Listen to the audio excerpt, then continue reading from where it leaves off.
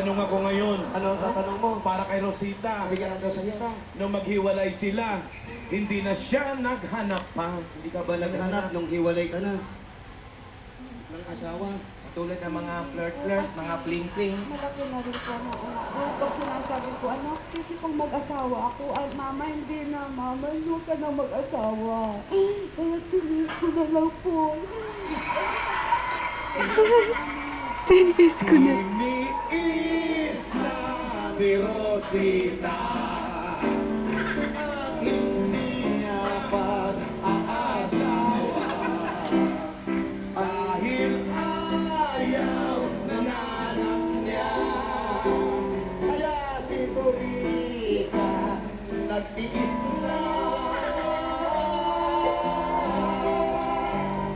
Yan po, pagtitiis ni Rosita. Wow, may DN pa! Hoy, Alan, ibig sabihin ng tiis, ibig sabihin may nangliligaw talaga. Oo, may nanligaw ba sa kanya dati? Pinaligaw ba sa'yo dati? Nung wala, nung ano po, meron din po, kaya lang ako, hindi ko na pinapansin, pinalaki ko na lang po yung aking